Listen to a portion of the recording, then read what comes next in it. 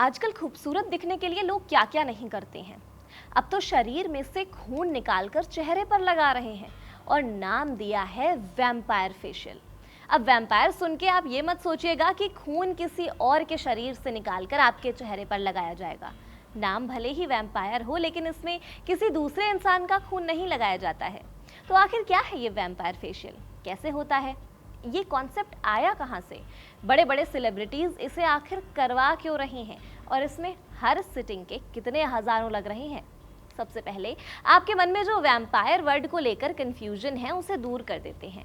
इस ट्रीटमेंट को vampire facial कहने की सबसे बड़ी वजह इसका तरीका है और इसका लुक भी है। इसमें आपके ही खून का इस्तेमाल किया जाता है और ट्रीटमेंट के दौरान चेहरा सुर्ख लाल हो जाता है, जो इसे थोड़ा डरावना बना देता है। इसकी जड़ पीआरपी की मेडिकल तकनीक में है, जिसका इस्तेमाल कई सालों में शरीर की चोटों और टिश्यू रिपेयर जैसे मेडिकल ज़रूरतों में किया जाता है और बाद में इस तकनीक का इस्तेमाल त्वचा से जुड़े कॉस्मेटिक ट्रीटमेंट्स में भी होने लगा। 2013 में अमेरिकी डॉक्टर चार्ल्स रनल्स ने इसे वैम्पायर फेशियल नाम दिया, जिसके बाद किम कार्दाशियन की वायरल तस्वीर ने इसे दुनिया भर में मशहूर कर दिया। वैम्पायर यानी पिशाच, जो कहानियों में जवान रहने के लिए खून पीते थे। इस फेशियल में भी आपके हाथ से थोड़ा सा खून निकाला जाता है, फिर एक मशीन में उस खून को घुमाकर उसमें से पीआरपी अलग किया जाता है। ये प्लाज्मा आपके अपने खून से बनता है, इसीलिए इसे वैम्पायर फेशियल नाम दिया गया है। सबसे पहले जानते हैं कि वैम्पायर फेशियल में होता क्या क्या है। प्रोसेस की शुरुआत बिल्कुल सिंपल ब्लड टेस्ट की तरह होती है। डॉक्टर आपके हाथ से थोड़ी सी मात्रा में खून लेता है। इसके बाद इस खून को एक खास मशीन में घुमाया जाता है, जिसे सेंट्रीफ्यूज कहा जाता है। इस मशीन की मदद से खून के अलग अलग हिस्से अलग हो जाते हैं और उसमें से प्लेटलेट्स से भरपूर प्लाज्मा यानी पीआरपी निकल जाता है। इसी पीआरपी में मौजूद ग्रोथ फैक्टर्स को स्किन के नेचुरल रिपेयर प्रोसेस को सपोर्ट करने के लिए इस्तेमाल किया जाता है। इसके बाद चेहरे पर नंबिंग क्रीम लगाई जाती है, क्योंकि नम हो जाने से आपको कुछ भी महसूस नहीं होगा, ताकि ट्रीटमेंट के दौरान ज्यादा तकलीफ ना हो। फिर माइक्रो नीडलिंग की जाती है। इसमें बेहद छोटी सुइयों वाले उपकरण से चेहरे की स्किन पर बहुत छोटे छोटे छेद या माइक्रो चैनल्स बनाए जाते हैं। इसका मकसद त्वचा की नेचुरल हीलिंग प्रक्रिया को एक्टिव करना है और कोलाजन बनने के प्रोसेस को बढ़ावा देना है। इसके बाद तैयार किया गया पीआरपी चेहरे पर लगाया जाता है, ताकि वो इन छोटे छोटे चैनल्स के जरिए त्वचा तक पहुंच सके। यही वो स्टेज है जब चेहरे पर खून की छोटी छोटी बूंदें दिखाई देती हैं और पूरा चेहरा सुर्ख लाल और थोड़ा डरावना लगने लग जाता है। अब सवाल है कि आखिर लोग ये सब करवा क्यों रहे हैं। माना जाता है कि पीआरपी और माइक्रो नीडलिंग मिलकर त्वचा में कोलाजन और इलास्टिन बनने की प्रक्रिया को बढ़ावा दे सकते हैं। इससे त्वचा ज्यादा फर्म और स्मूथ दिखाई दे सकती है। कुछ मामलों में ये मुहासों के पुराने निशान, असमान स्किन टेक्सचर और हल्की फाइन लाइंस को कम करने में मदद कर सकती है। यानी इसका मकसद चेहरे को रातों रात बदल देना नहीं है, बल्कि त्वचा की अपनी रिपेयर प्रक्रिया को सपोर्ट करना है। हालांकि यहाँ एक जरूरी बात समझना बहुत जरूरी है। वैम्पायर फेशियल का रिजल्ट हर व्यक्ति में एक जैसा नहीं होता है और ये कोई जादुई इलाज नहीं है। ट्रीटमेंट के बाद कुछ लोगों को तुरंत त्वचा थोड़ी टाइट या फ्रेश लग सकती है, लेकिन असली बदलाव धीरे धीरे दिखाई देता है। कोलाजन बनने में समय लगता है, इसीलिए कई हफ्तों बाद इसका असर नजर आ सकता है और ये भी तय नहीं कि हर व्यक्ति को सेम नंबर ऑफ सेशंस की जरूरत हो। अब बात करते हैं इसके साइड इफेक्ट्स की। ट्रीटमेंट के बाद चेहरे पर लालिमा, हल्की सूजन, जलन या सनबर्न जैसा एहसास हो सकता है। आमतौर पर ये समस्याएं कुछ समय में कम हो जाती हैं, लेकिन हर किसी की स्किन अलग होती है। सबसे बड़ा ध्यान सफाई और सुरक्षा पर देना जरूरी है, क्योंकि इस प्रक्रिया में खून निकालने के साथ त्वचा में सुइयां भी लगाई जाती हैं। इसीलिए इसे किसी सामान्य पार्लर, सैलून या नॉन मेडिकल जगह पर करवाना बिल्कुल सही नहीं है। योग्य डर्मेटोलॉजिस्ट और स्टेराइल सिंगल यूज उपकरणों का इस्तेमाल बेहद जरूरी है। कुछ लोगों के लिए ये ट्रीटमेंट सही भी नहीं हो सकता है। अगर किसी व्यक्ति को ब्लीडिंग से जुड़ी समस्या है, वो ब्लड थिनर दवाएं ले रहा है या चेहरे पर एक्टिव इन्फेक्शन, गंभीर सूजन या दूसरी त्वचा की समस्या है, तो डॉक्टर इस ट्रीटमेंट से बचने की सलाह दे सकते हैं। इसीलिए सिर्फ सोशल मीडिया पर किसी सेलिब्रिटी को देखकर इसे करवाने के बजाय पहले डॉक्टर से अपने स्किन की जांच और सलाह जरूर लें। इसकी कीमत की बात करें तो भारत में वैम्पायर फेशियल की कीमत क्लिनिक, शहर और इस्तेमाल की जाने वाली तकनीक के हिसाब से बदलती रहती है।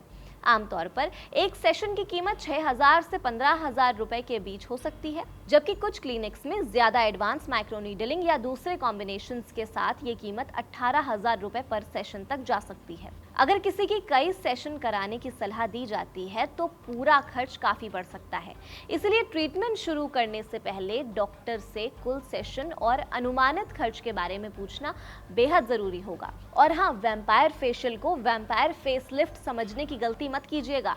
दोनों अलग ट्रीटमेंट होते हैं। वैम्पायर फेशियल में माइक्रो नीडलिंग के साथ पीआरपी का इस्तेमाल किया जाता है, जबकि वैम्पायर फेसलिफ्ट में पीआरपी के साथ फिलर्स जैसी चीज़ों का इस्तेमाल करके चेहरे के अंदर वॉल्यूम बढ़ाने की कोशिश की जाती है।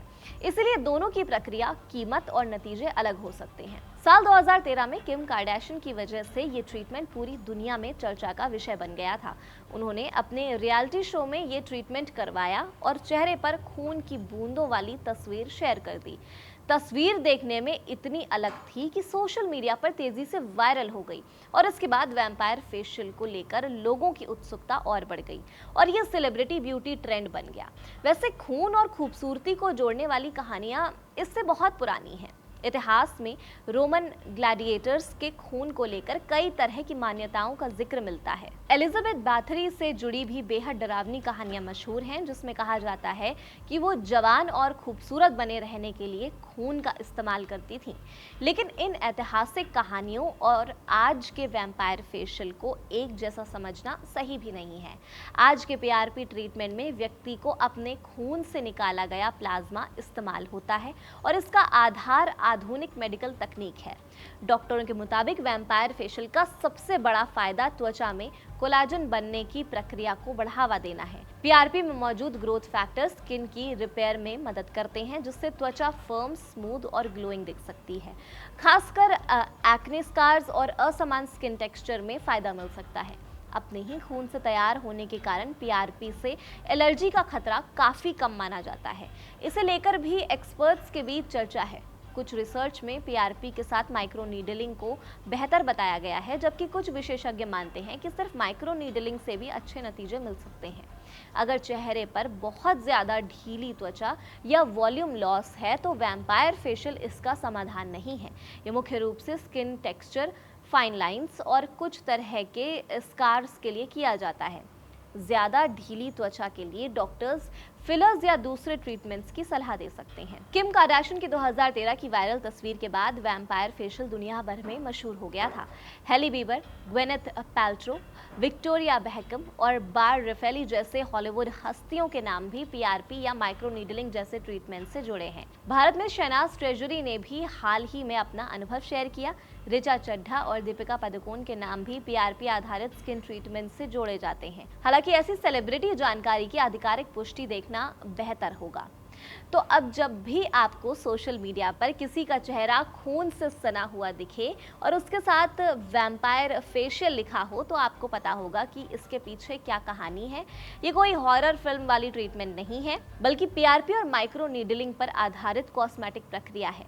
इससे कुछ लोगों को स्किन टेक्सचर, फाइन लाइंस और एक्ने स्कार्स जैसी समस्याओं में फायदा मिल सकता है, लेकिन इसके रिजल्ट व्यक्ति की स्किन और समस्या पर निर्भर भी करते हैं। और सबसे ज़रूरी बात, सिर्फ वायरल ट्रेंड या सेलिब्रिटी के अनुभव को देखकर कोई कॉस्मेटिक ट्रीटमेंट बिल्कुल भी मत करवाइएगा।